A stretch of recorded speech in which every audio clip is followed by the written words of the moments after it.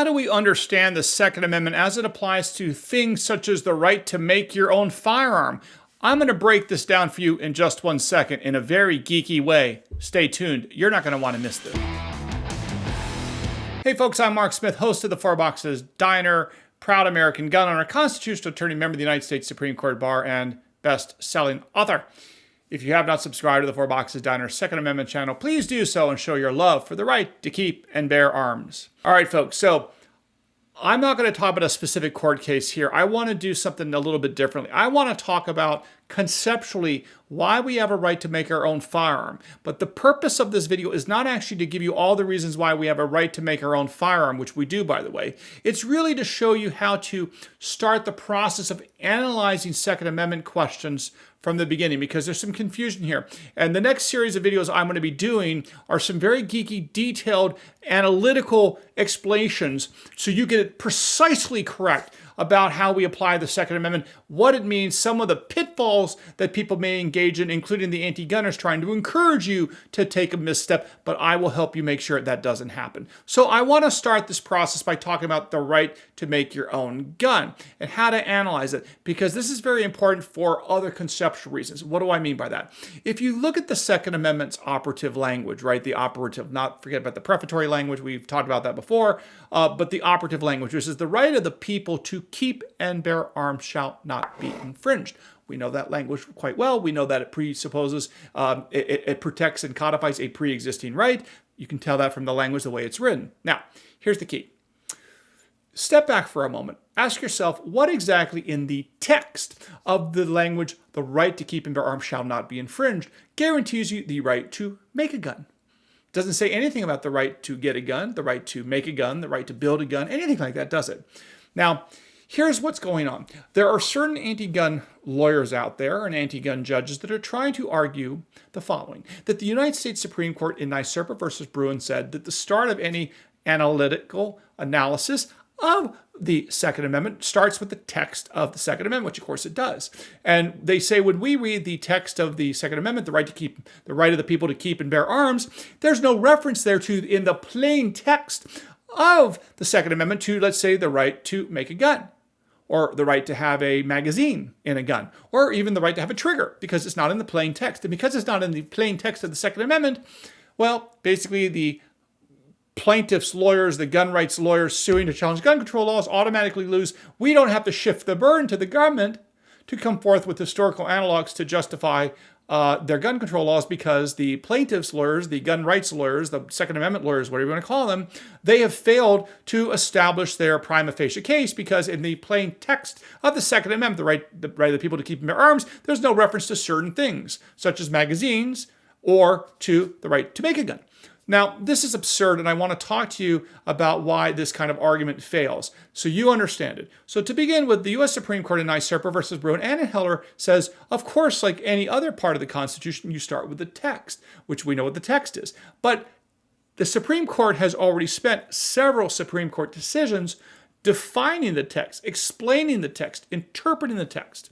So when a judge comes to a Second Amendment case, that judge is not allowed to just read the text and make it up. In other words, a judge cannot go and say, hey, I read the right of the people to keep and bear arms one way, not another way. You see, the proper statement of the first step, if you will, of the first approach is, what does the plain text of the Second Amendment mean as understood and interpreted by binding Supreme Court precedent? Because remember, under Article 3 of the United States Constitution that creates our federal court system, you have a Supreme Court, which is the Supreme Court. We all know about the Supreme Court. And then you have what are known, and this is not my language, this is the Constitution's language, then you have what are known as inferior courts. I repeat, inferior courts that can be created by Congress. That's all the other federal courts in America. So the Supreme Court is the top dog, and then all the other federal courts are inferior courts. Here's why this is important. The Supreme Court has defined all the key language of the Second Amendment. It defined as who are the people. It's defined what are arms. It's defined what does it mean to keep, which means to possess. What does it mean to bear, which means to carry. Okay? It means that it's defined that the role of the Second Amendment, the purpose of the Second Amendment is for private self-defense against all forms of tyranny. So a judge coming across the plain text of the Second Amendment doesn't just read it in a vacuum.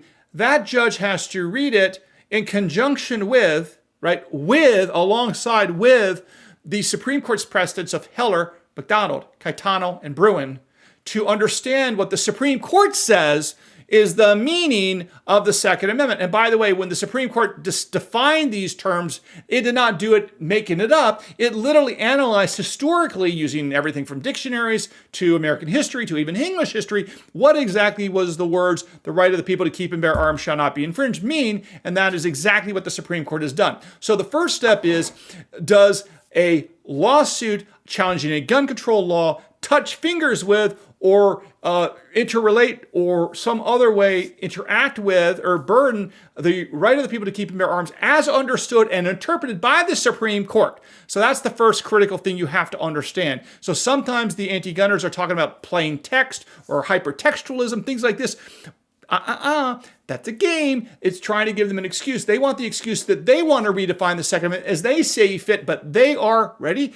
Inferior courts. And inferior courts under Article 3 of the Constitution mean that they don't get to make stuff up on their own. They have to look above, either at the text of the Second Amendment itself, or in this case, the text of the Second Amendment as interpreted and defined by the Supreme Court. Never forget this point, because the anti-gunners is trying to play this game.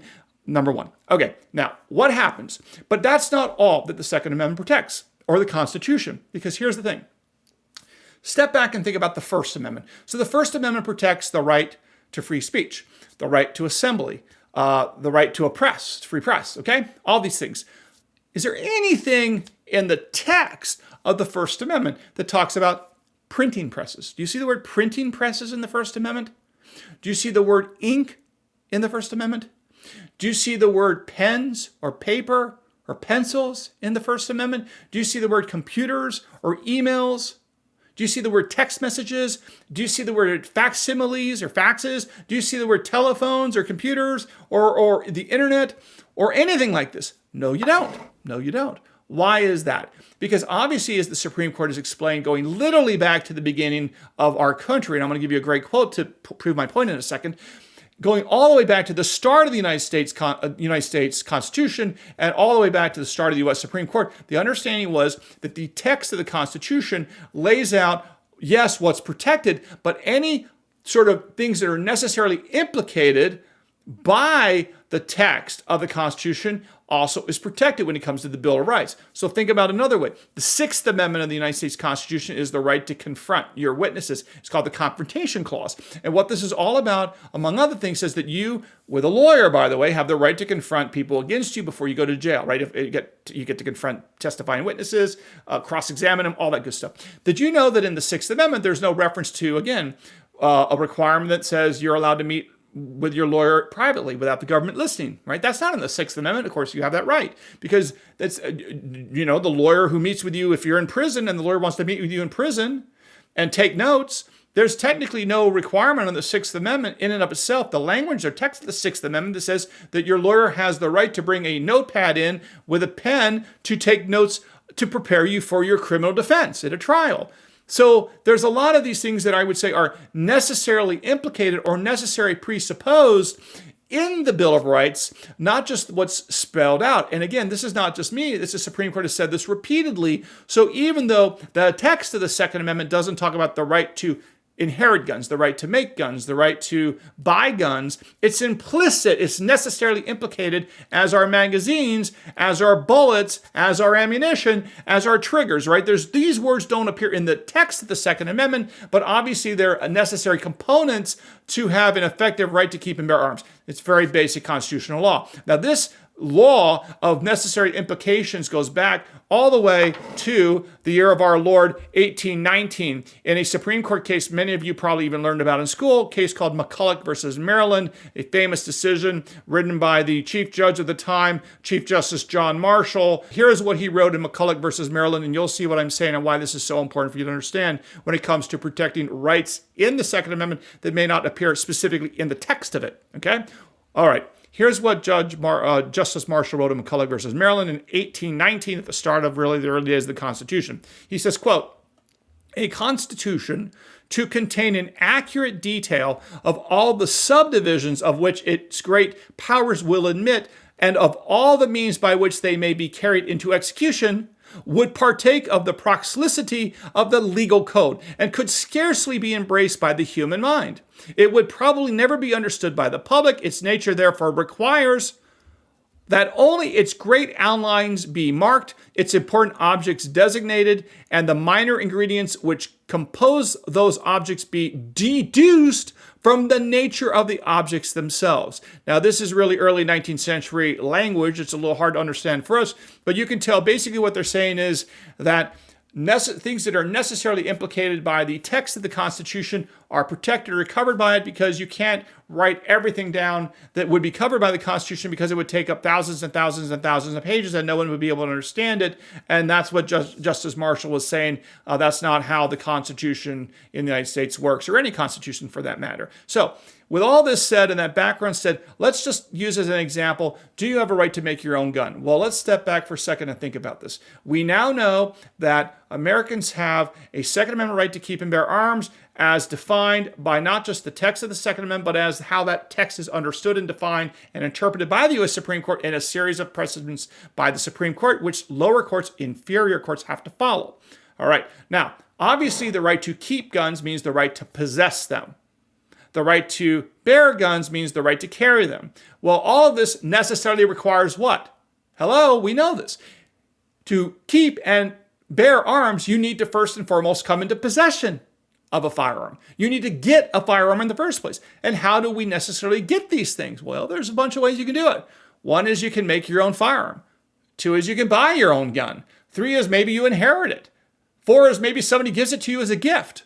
Now notice that all those four things I just defined, a gift, inheritance, making, or buying, they're not actually in the plain text of the Second Amendment, but it doesn't matter, because the Second Amendment's text, as interpreted and defined by the Supreme Court, necessarily implicates the fact and presupposes that you somehow acquire the gun in the first place, because without acquiring it in the first place necessarily requires you to acquire the gun before you can keep or to carry it, right, or to bear it. So this is how you think about these things. So when you see courts out there trying to play the games of, well, the text doesn't specifically cover a certain thing, or there's no specific, you have a right to self-defense using a firearm, but it doesn't say X or Y or Z. Obviously, a lot of this stuff is there by implication, by necessary implication, and that's what the Supreme Court says, going all the way back to McCulloch versus Maryland. And there's some other cases out there we can talk about, but I just for now want you to understand that this game that the anti-gunners are playing with hyper-textualism cannot work. And I want you to understand this is exactly how it goes down. Okay, so if you learned a little bit something, I know this is a particularly geeky topic. We're going to do a lot more of this because it's very important that our side get this right. So there's going to be some heavy-duty videos in detailed breakdown on this stuff, but this is extremely important because if we don't nail it right and we don't explain it right, then it's going to give openings for the anti-gunners to sneak in there and try to pass laws that violate our right to keep and bear arms when they should not be allowed to under the Constitution. And we want to nip that in the bud. We want to make sure that we don't lose our rights. Okay, hope you learned a little bit something here today at the Four Boxes Diner. If you have not subscribed, please do so, and we'll see you again soon here at the Four Boxes Diner. Orders up. Table 2A.